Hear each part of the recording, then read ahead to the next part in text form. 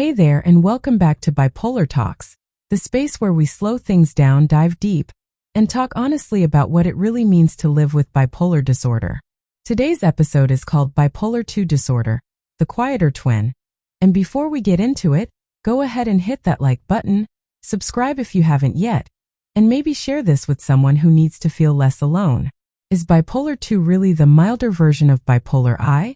Or is that a dangerous myth? In this powerful and informative episode from Bipolar Talks, we dive deep into what Bipolar II disorder really feels like, from the debilitating lows of depression to the often overlooked hypomanic episodes that can wreak their own havoc. We compare Bipolar I and II, explore real-life experiences, debunk harmful stereotypes, and help you better understand this complex mood disorder. Whether you're living with Bipolar II, supporting someone who is, or just curious to learn more, this episode is for you. Now let's take a breath and really get into it. Bipolar II disorder often lives in the shadow of its louder, more dramatic sibling, Bipolar I. It's easy to assume that Bipolar II is a milder version of the illness. After all, there's no full-blown mania, right? No psychosis. No hospitalizations, well, not always. But that assumption is not only incorrect, it's harmful. Bipolar II can be quieter, yes, but don't confuse quiet with gentle. Let's begin by looking at what makes Bipolar II unique, and why so many people living with it suffer in silence for years before receiving a proper diagnosis. Have you ever felt like something was wrong, but you kept getting brushed off as just depressed? You're not alone. So what's the difference between mania and hypomania? In Bipolar I, mania is loud, unmistakable, reckless behavior, delusions of grandeur, days without sleep, sometimes hospitalization. In Bipolar II, we get hypomania. It's subtle, slick. You might sleep less, but still function.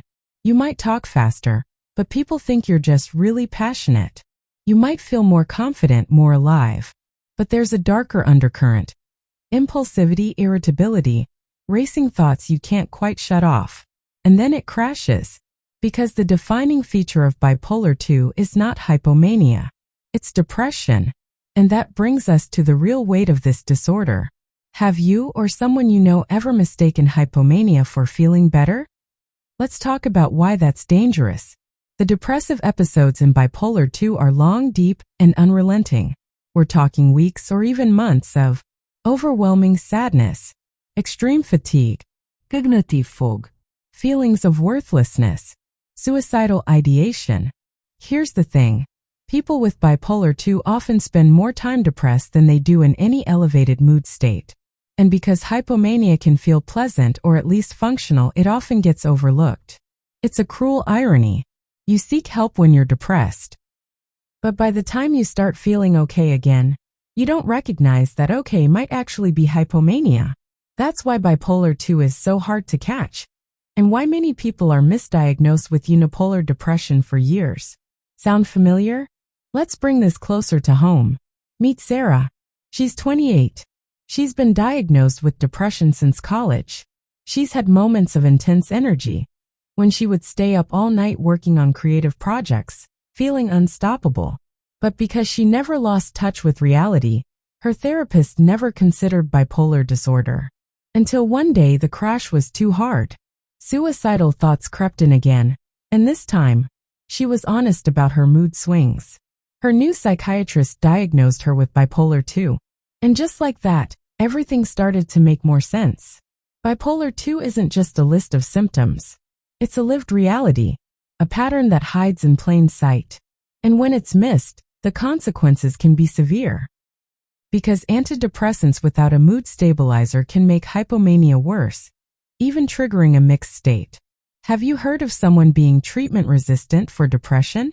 Sometimes the real issue is that they've been treating the wrong illness. Let's talk about mixed features, when depressive and hypomanic symptoms happen at the same time. Imagine crying uncontrollably, while your mind races 100 miles per hour. Feeling hopeless but unable to sit still. Having suicidal thoughts yet too wired to sleep. This is the danger zone for many people with Bipolar II. It's also one of the highest risk periods for suicide. Mixed states can be overlooked because they don't fit neatly into a single category. But they're real, they're painful, and they demand attention. If you or someone you know experiences this, it's not just depression. It might be something more complex. Studies show that bipolar II is often misdiagnosed as major depressive disorder, and the average delay before a correct diagnosis can be up to 7 to 10 years. Why? Because hypomania is underreported. Because depressive episodes are overemphasized. Because clinicians aren't always trained to ask the right follow-up questions. The shame and stigma around mood swings also play a role. People don't want to sound crazy, so they downplay the moments of intensity. That's why storytelling like this podcast is so crucial. We need to give people the language to describe what's happening inside them. Have you ever struggled to explain your mood shifts to a doctor? Treatment for bipolar II is a delicate balance. Mood stabilizers like lithium or lamotrigine are common. Atypical antipsychotics can help too. Antidepressants, if used, must be paired cautiously and always with a stabilizer. But treatment is not just medication. Psychoeducation, therapy, and lifestyle changes are vital. Knowing your triggers, tracking your sleep, avoiding alcohol or stimulants. And yes, support networks make a huge difference. Bipolar II doesn't go away, but it can be managed. And many people lead full, creative, productive lives with it. Have you found tools or habits that help regulate your mood? Share them with our community in the comments. Let's break down a few harmful myths. Myth 1. Bipolar II is just a milder version of Bipolar I. Truth. The depression can be even more severe, and the risk of suicide is just as high, sometimes higher. Myth 2. Hypomania isn't a problem. Truth. Hypomania can lead to impulsive decisions, strained relationships, and burnouts that take months to recover from. Myth 3. If you're high functioning, you can't have bipolar. Truth. High functioning doesn't mean healthy.